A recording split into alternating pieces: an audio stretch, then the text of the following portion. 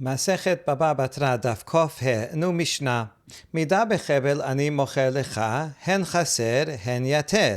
ביטל הן חסר הן יתר, מידה בחבל. If someone says double language, so I'm going to sell you a certain size, a bet cord of land. And at first he says it's going to be measured by a rope, which means precise. Now if he stops there, that means it has to be precise. If it's a little bit over, then the buyer has to return that extra land or pay for it. Or if it's a little under, then the seller will have to provide more land or give some money back, even if it's just a little bit off. But then the seller goes on and says additional language that is contradictory to the first. First he says measured by a rope, and then he says more, less or more. Now less or more, if he said that by himself, as we learned yesterday, that would mean he can be off by a quarter of a kav per se'ah, 1 out of 24. And if he's off by less than that, then the sale is final and nobody returns anything, not money and not land. Only if it passes that trigger, then one has to return. So how do we interpret these words? Does he mean as measured by a rope and it's exact, or does he mean less or more? And so the answer is we follow the second language. The hen chaser, hen yater language, which is last, cancels out the midah bechevel. He's fixing his words. Oh, did I say midah bechevel? No, I meant more or less. And similarly, the other way around. If he said hen chaser, hen yater midah bechevel, first he said less or more, and then he says, oh no, measured exactly with a rope. He didn't say no in the middle. He said less or more, measured by a rope. So then we also assume that he's fixing his words. He didn't mean the first thing he said. He did mean the second thing. Bitel midah bechevel, hen chaser, hen yater, dibre ben nanas. The second phrase, measured exactly by a rope, cancels out the first phrase where he said a little bit less or a little bit more. I don't mean exactly. And this is all the words of ben nanas. Okay, so the Mishnah teaches that according to ben nanas, we always follow the last phrase when someone says two things that are contradictory. Now, from the fact that the Mishnah says these are the words of Ben Nanas, it implies that there is a disagreement about it. And so the Gemara is going to say exactly that. Amar Rabbi Abba bar Memal, Amar Rav. Cholkin alav chaverav al Ben Nanas. So Rav says that the colleagues of Ben Nanas disagree with him. They do not think that you always follow the second language. Rather, you can apply other principles in order to figure this out. Like you could say, Hamosim chavero alav hareaya. That's what we're going to see later. Whoever is in possession of the money, the other party has to prove it. Or you could say, maybe we're a safek. We don't know what he means. Maybe he means the first, maybe he means the other. And mamon hamutal b'safek yachloku. And when you have doubt, then you split it. Maybe you should split the difference. And that's exactly what we're going to see now. Now, my kamash malan. So Rav said that the rabbis disagree with Ben Nanas. Why does Rav need to teach us this? We already know that this is true from a baraita. Although the Mishnah did not give any alternate opinion, already a Tanaitic source tells us that there is another opinion. So we don't need Rav to tell us that. Tanena, here's the Braita from which we learn that there is a majority opinion against Ben Nanas. Ma'aseh b'sipori, b'echad shesachar merchas mechavero, b'shnem asar zehubim l'shana, dinar zahav lechodesh. There was a case in Sipori where someone rented out a bathhouse from the owner of the bathhouse, and he stipulated that he's going to rent it for 12 golden dinar for the year. And then he said a second language, 1 golden dinar per each month. Now, in a normal year, these would be the same thing. But it happened to be that was an intercalated year where they added an extra adar bet. So it ended up being 13 months. So now what do we do? If you say it's 12 months for the year, then that would mean no matter how long the year is, whether it's 12 months long or 13 months long, he only has to pay 12. So the renter is claiming, you said for a whole year, 12, I'm only paying 12. However, the owner of the bathhouse, he would say, oh no, but I also said 1 dinar per month. And so that's really what I meant to say is 1 dinar per month. And so since there's 13 months, you want it for all 13 months, you have to pay 13 dinar. And so this case came to the rabbis. Uba ma'aseh lifnei Rabban Shimon ben Gamliel v'lifnei Rabbi Yoseh v'amru yachloku et chodesh ha'ibur. The case came to two great sages, Rashbag and Rabbi Yoseh, and they say that the renter and the owner of the bathhouse have to split the difference, and therefore the renter only pays a half of a golden dinar for that last 13th month. Now, if we followed Ben Nanas, then we would say, well, follow the second language. First he said 12 for the year, and then the second language cancels the first language, and the second language, the last thing he said is 1 coin per year. So we should follow that, and it should be 13 coins. So according to Ben Nanas, he would have to pay the entire amount of the last month. But that's not what they say. Instead, they say, well, we're not sure. Did he mean A or did he mean B? And therefore, since it's a safek, we apply the rule, mamon hamutar b'safek yachloku, when money is in doubt, so they split the difference. So we know already from this baraita that these sages disagree with Ben Nanas. So since I already know from a baraita, why did Rav have to come and tell me that the colleagues of Ben Nanas disagree with him? We already know it. And the answer is, Ime hatam, hava amina hatam hu de'ika lememar mihadar ka mihadar be.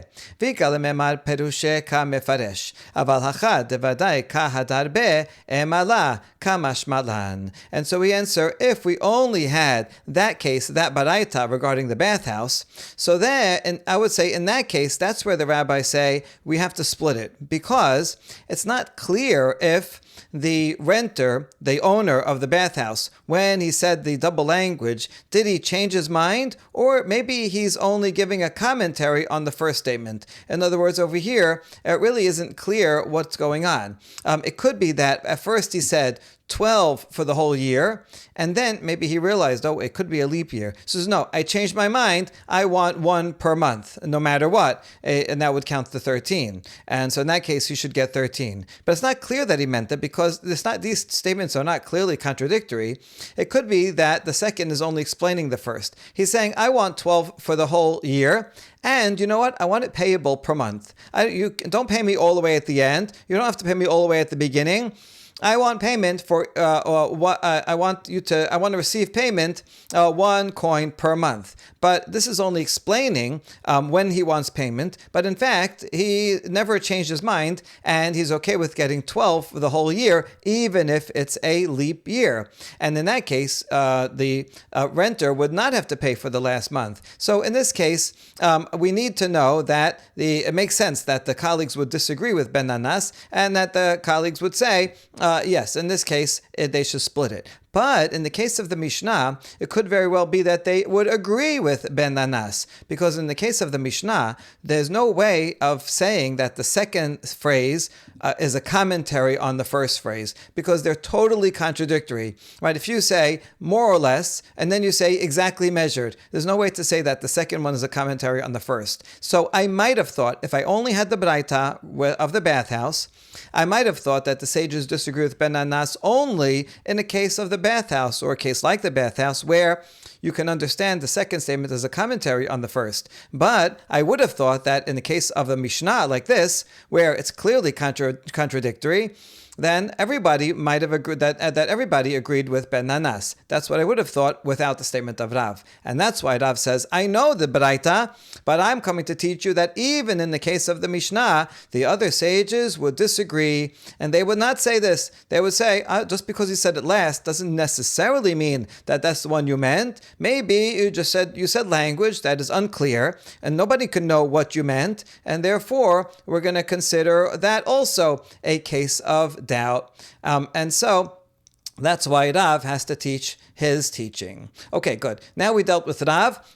Next we're going to deal with Shemuel, his colleague. Amar Rav Yehuda Amar Shemuel. Zo divrei ben Nanas. Avachachamim omrim halech ahar pachut shebaleshonot.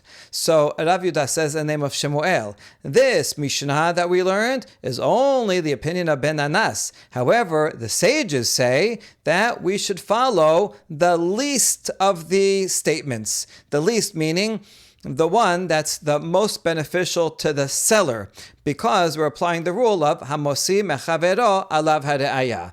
And therefore, if it's a case of a sale and the buyer paid for something, so like in the case of the Mishnah, where he paid a certain amount. He bought a bet kor of land, and he paid a certain amount for it. He paid $10,000 for it. So because the seller now has the money, so if there's to be any change, let's say he delivered too little land. He delivered a little bit less than he was supposed to. So the buyer is going to come and claim, hey, you delivered less, and you said, one of the languages that you said was that it's going to be measured by a rope, and here I got a little bit less, so give me some money back, or give me some more land. That's what the buyer is saying.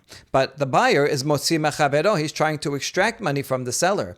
So in this case, the seller could say, wait, I also said more or less, and so therefore it's your problem. I said more or less, and it's not so much off. It's not 1 out of 24 off, and therefore it's a final sale, and I don't have to give you anything.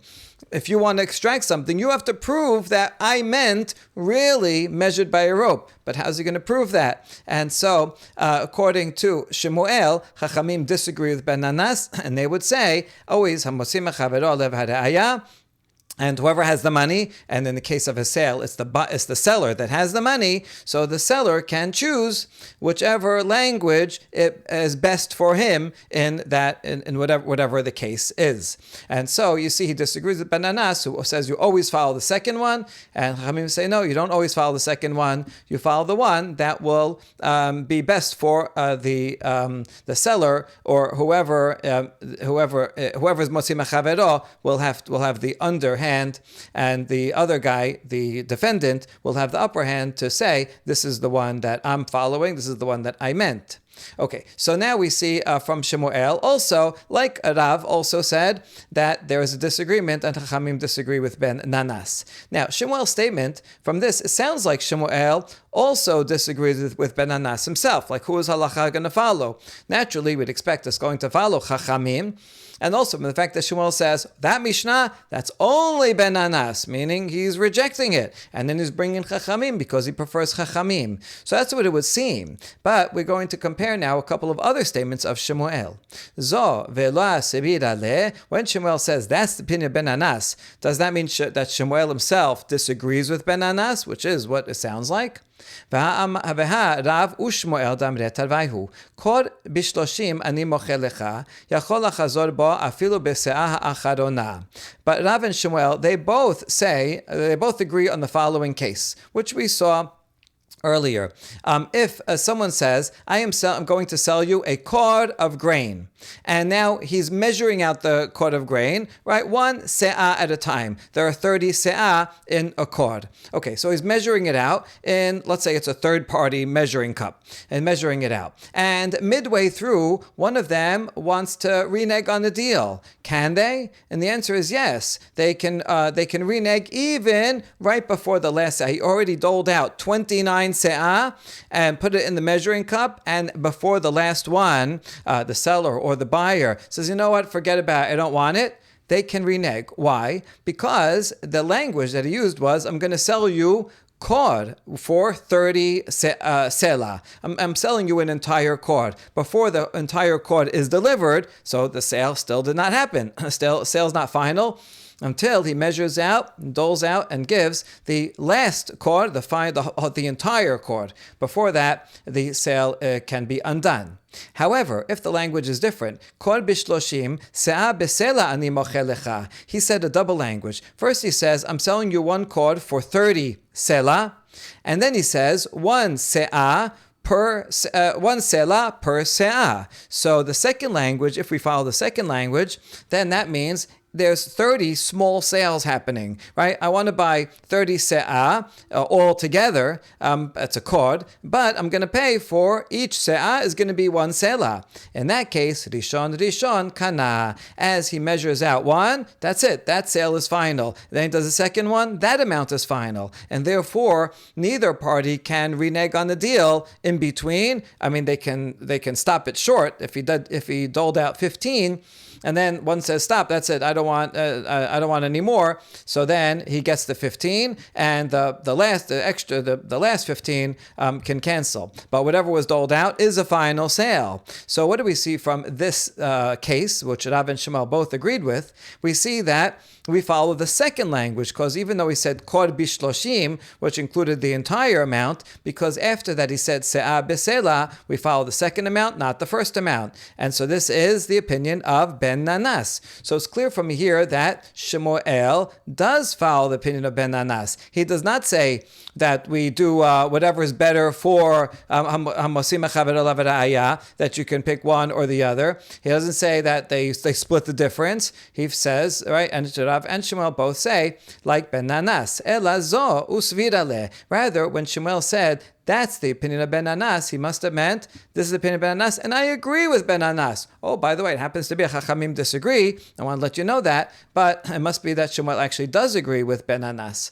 Okay, so that's our interim conclusion. But there's yet another statement of Shemuel. Umi sevira le, does Shemuel really agree with Ben Nanas that we always follow the last expression? V'amar Shemuel beba be'emsa chodesh askinan. But Shemuel himself said regarding that baraita of the bathhouse, that baraita himself says that they split the difference of the last month of Adar.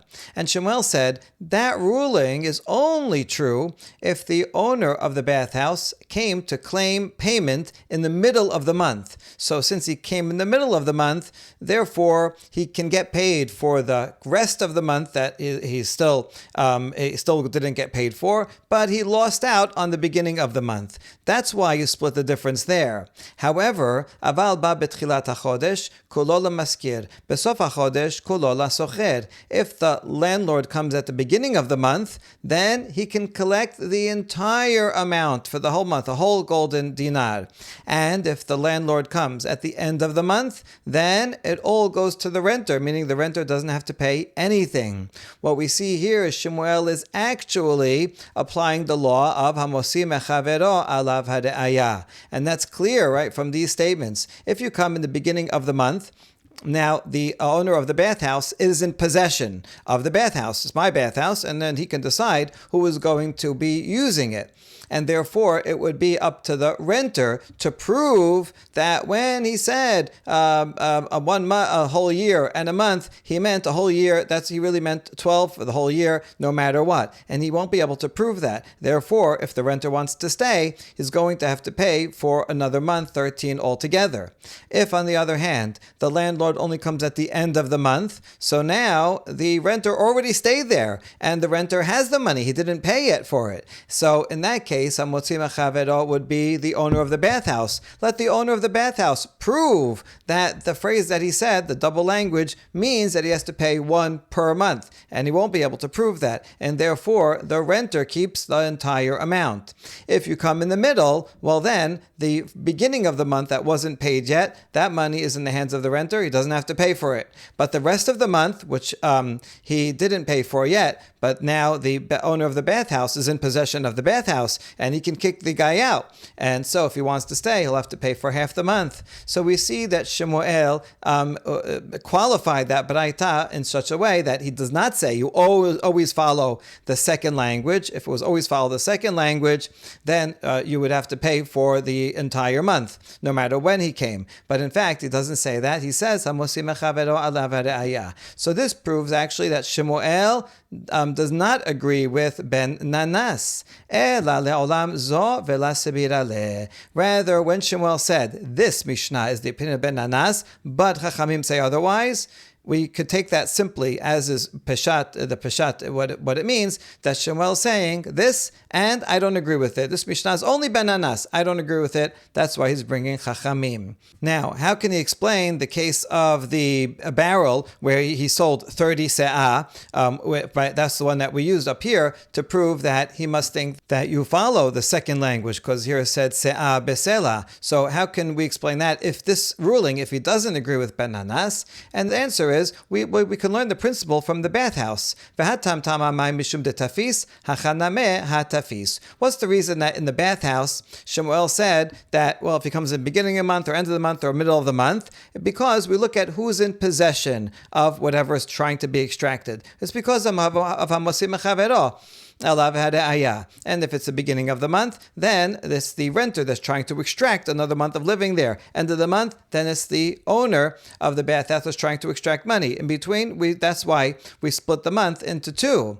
So here also, in the case where the seller is doling out grain, let's assume actually it's the vessel of the buyer. He's taking his grain and measuring it out into the measuring vessel of the buyer. And so, because of that, every se'ah that he puts into that measuring cup, the buyer already takes possession of. So since he already has possession of it, that's it. So hamosim chavero alav hadaya, because the seller said double language. If the seller wants to renege and say, you know what, forget it, I want the grain back. Oh, I didn't finish delivering it yet. The buyer could say, no shot. Look, it's already in my vessel. So you prove. That's the reason why he said that when you say double language, the buyer acquires every doling out of one se'ah. The buyer acquires piece by piece because it's actually a safek. We don't know what he meant, and therefore we apply hamosim chavero lavaraya, and assuming it's the vessel of the buyer, so he is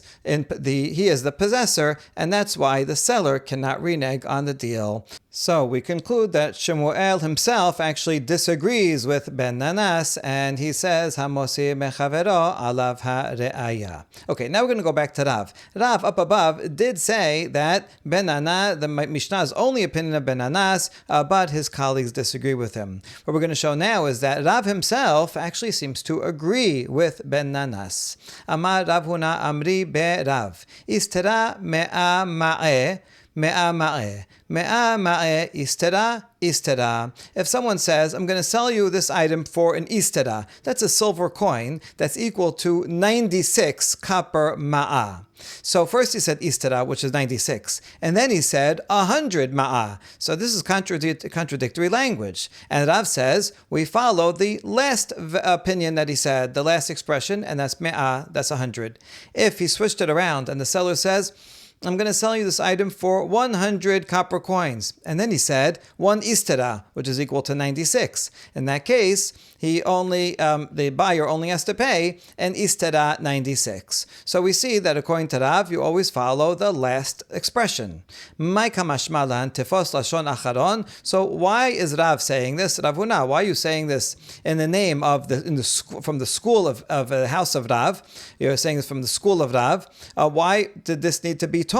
We already know that Rav thinks this. Ha amara harav hada zimna de amarav. Ihavai hatam havaya hibna kule lamaskir. Rav already said it one time because Rav commented now back onto that baraita regarding the bathhouse. That baraita says that that last month they have to split down the middle because we're not sure what he meant. But Rav himself says if I was there, I would not have ruled that way. Rather, I would have made the renter pay the entire amount to the landlord because we follow the last expression. And the landlord, at first he said 12 for the whole year, but then he said 1 coin per month. And therefore we follow the last expression, 1 coin per month, like Ben Anas, and that would mean that you have to pay for all 13 months. So we already know that Rav agrees with Ben Anas that you follow the last expression. Why did we have to have another tradition from the school of Rav regarding the 96 versus 100 me'ah? And the answer is, I itmarha vela itmarha hava mina mihadar ka hadar be. Aval hacha ma'u detema perushe ka mefaresh kamash malan. If we only had the first statement of Rav here, where he says first istera and then me'ama'e, or the other way around, and we didn't have this other statement regarding the bathhouse, I would have said that it's only in this case that we say that we follow the second expression, because the two statements are contradictory. There's no way you can say istera, which is 96, and then 100. 100 is not the same as 96. So I would have said that Rav in that case says that we follow the second expression, and he changed his mind from the first because they are contradictory. Kind of like the Mishnah, our Mishnah, where they're also contradictory. When you said measured by a rope, and then you said more or less. So in cases like that, where there's no way to reconcile the two statements, that's when Rav would agree with Ben Nanas. However, in this case, meaning in the bathhouse case, where you can say that the second expression is actually a commentary on the first. What he meant is 12 for the whole year, but I want it payable 1 per month. I want you to pay 1 per month. You don't have to pay me all up front, and I'm not waiting till the end of the year, but 1 per month. But since that's only a commentary on the first, it's not undoing it, so therefore, if it's a longer year, it would still only be 12. So I might have thought that Rav would not agree with Ben Nanas in a case where the second expression can be understood as interpreting the first.